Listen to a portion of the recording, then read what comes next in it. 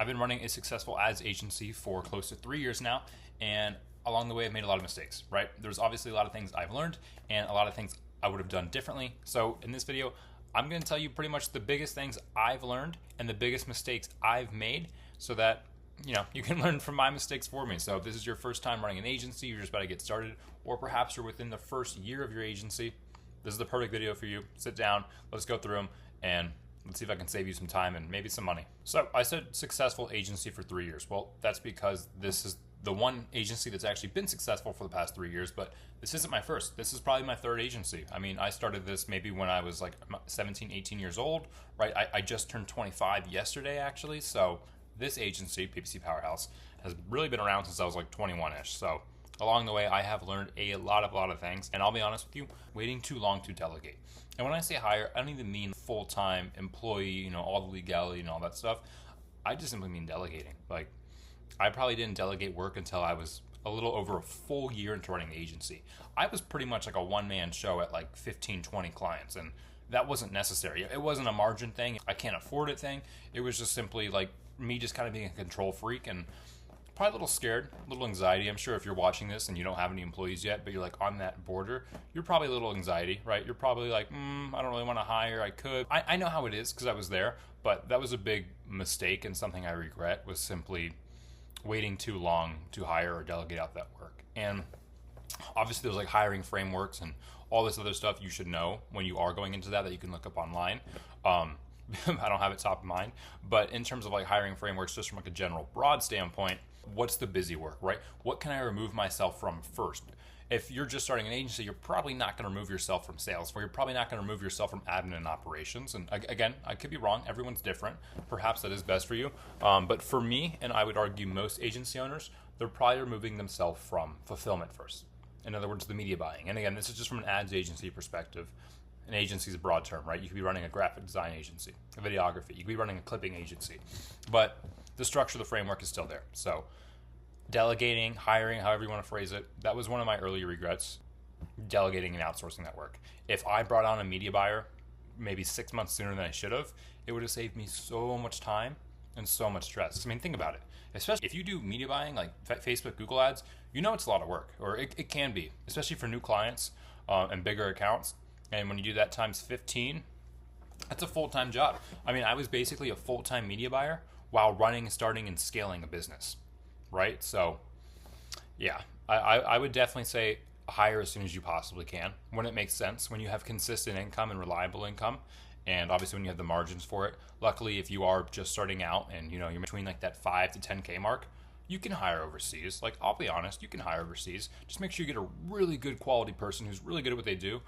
Typically, and stereotypically, overseas work is seen as low quality. It can be. It definitely is. It maybe on par with like American or Canadian talent, but early on, it's okay if you know what you're doing and you know who you're looking for and you can train well. And that's what I did, and that was very important. The first person I ever hired who was overseas is still with me today. He's incredible. He's probably our best employee. He's our best media buyer. He's incredible. So, I mean, I love him like crazy, I love my team like crazy, honestly. So I'd say number one, so I don't keep going on a rant, is delegate and hire as early as you possibly can.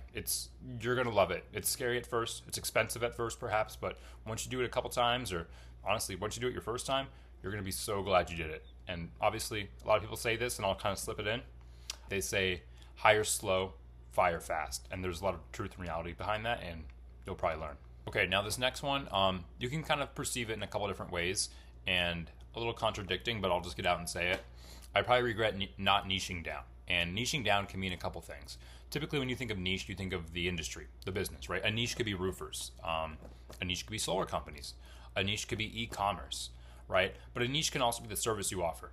A niche can be Google ads versus Facebook ads, or a niche can be only doing graphic design work. So when I say one of the mistakes I made was probably not niching down, I'm saying that vaguely in two different ways, right? Do I regret not picking a specific industry or business niche to work with? Maybe a little bit, because let's face it, nowadays, like present day running my agency, we're not a niche agency. We have roofers, we have solar companies, we have electricians, we have painters, we have e-com clients, we have epoxy flooring clients, we have clients all over. It doesn't make us any worse at what we do. We're still one of the best PPC companies in the game, right?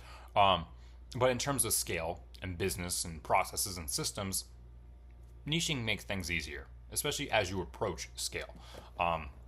The way we would onboard a painter for Google Ads is different than the way we would onboard an e-commerce company. So you can kind of already see what I'm talking about.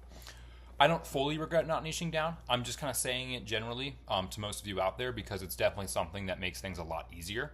And if I could go back in time, I probably maybe would have niched down a bit more. But in a way, you don't also have to niche down to just painters. You could niche down to simply, I want to work with home service companies and do lead generation, right? That's still a bigger bubble, but it's not everything. So that's another version of niching down. And then even more importantly, and I think if you're going to take anything away, this might be the one with the most weight to take, is going to be your service. It's your first time running an agency. If you're just getting started, don't overdo it. You don't need to offer 4 things. You just need to offer one thing and be really, really, really good at it. That's what we do. We're a Google Ads agency. Sure, we do Meta ads, we do Microsoft ads, and yeah, so technically we do run ads on 3 different platforms, but I still call myself a Google Ads agency. If anyone asks, I would just say Google Ads, right? We're Google Ad experts. Our bread and butter service that we're going to push 99% of the time, Google Ads, right? We niched down in one service, and we became so good at it, and so did our processes and our systems and our team and everything about it. We didn't try to be an all-everything agency, a la carte this, right? No. I'm not saying you can, or I'm saying you can't, but it's a lot harder, especially when you're solo, especially when you're just getting started. You don't want to offer SEO and web design and Google Ads and Facebook ads. Just stay in your lane. Be really good at one thing and charge a premium price for it, right? If you're going to go all in on Facebook ads, go all in on Facebook ads. Don't do Facebook ads and conversion rate optimization and SEO. Sure, your clients might need all those services, but to be fair, they can get other services from other vendors. That's totally okay. If you're good at what you do, they're not going to leave. So yeah, in a way, I would say one of the mistakes, regrets, is not niching down. But again, that's one of those phrases you can look at from multiple angles and just kind of mold it to make it relevant to you. All right, last one, super important. Honestly, I feel like I just kind of learned this recently, is simply pricing more. Now, for beginners and for those early on in their stage, actually don't price more. Like, I know, crazy. I know we all want to make money here. But if you're just getting started, like, you shouldn't charge premium insane prices unless you really are just insanely good at what you do. But I think it's safe to assume most people starting in the agency world or just starting any business probably really is maybe not obviously an amateur, but you're probably not an expert. You're probably like in that upper echelon, upper middle stage, right? Where like you're good at it, you know what you're doing, but maybe you're not the absolute expert yet, or you don't have at least the credibility and authority to back you. And for that reason, there's nothing wrong with charging less usually, right? Like when I started, I was charging $350 a month to manage Google Ads. I wouldn't say it's because we were bad at what we did. No, I'd say we were pretty good. Was I the expert I am today, would I say, and my team? No, we weren't on that level. We were up there, but we weren't on that level. It was more so just because we were a new business and we didn't have any credibility. We didn't have any backing, and to be honest with you, we needed money. We didn't have like much revenue, right? I'm only making like $1,000 a month. That's not a business, right? So I charge less to attract clients easier. Maybe I attract the wrong crowd of clients, right? People that were maybe lower quality or harder to work with, but it worked, right? And then obviously you get testimonials, you get case studies, you do good work, you meet good people, and you charge more. Then you charge more over time.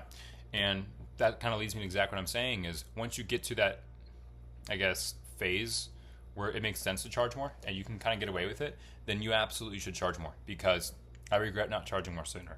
I mean, let's face it, especially for ad agencies, charging less usually attracts lower quality clients that are harder to work with. They churn. They're just kind of a pain in the butt. You know, you know what I mean? But yeah, no, you got to charge more. Like we just recently kind of increased our prices after like a year and a half, and I'm like, it's the best thing ever. Yeah, we turn away more clients now because we're stricter with who we take on, and we're more selective, and obviously our pricing's a little higher. But the clients we have, they're wonderful. I love working with them. They love working with us, and obviously, who doesn't love higher paying clients, right? I mean, at the end of the day, who doesn't like making more money, right? So it's a win-win-win-win, right? And even with that, right, even with this third point being don't be afraid to charge more, especially when it's deserved, I would even kind of add in something around the lines of you should be selective with who you work with. Again, maybe the opposite early on when you're just trying to get clients, you're probably just accepting whoever. But once you'll know it when you're there, when you're like, okay, I'm in control now. I have a steady business. I have steady income. I have confidence in the work we do. I'm going to be more selective. And you should take full advantage of that. You really should. Because when you're selective with clients, you really control your inbound, your outbound. You control it all, and it's you turn away more clients. But I'm really glad we're being more selective now, because there's just been too many clients, even regardless of what we charge them and what they spend, that are just difficult to work with, right? There's just some people out there that you can't coach. There's just some people out there you simply can't help in life, right? And when it starts to affect you, your time, your mental capacity, your morale, your team's morale, right? That stuff matters in a business, especially as you scale. So don't be afraid to charge more. And obviously, don't be afraid to be selective with who you work with, within reason, and when it makes sense at your scale or whatever phase you're at in your business. But yeah, and like I said, a lot of these things I'm still learning today. Like, we just recently increased our prices. We just changed our qualifications for who we accept as clients like 2 weeks ago, just because we had some churn and I wasn't happy with some of the people we were working with, and some stuff like that. So, right? I mean, things change, things shift. You're always going to learn. You're never going to have all the answers. I feel like I'm reinventing my agency every week. Like, that's how it feels. It's not the reality of it, but every week something happens and I'm like, great, got to change everything, right? No, that's not how it is, but it feels that way. The agency game is a never-ending game. You're always going to be learning. You're always going to be improving. There's always something you can do better, but looking back on it, it's pretty awesome, because I never would have thought to be where I'm at today when I was like 18, 19. So I'm proud. I'm happy, and I hope this helped you guys. Comment below your guys' thoughts, opinions, and of course, any videos you want to see or any questions you have, and I'll take care of it. Thank you.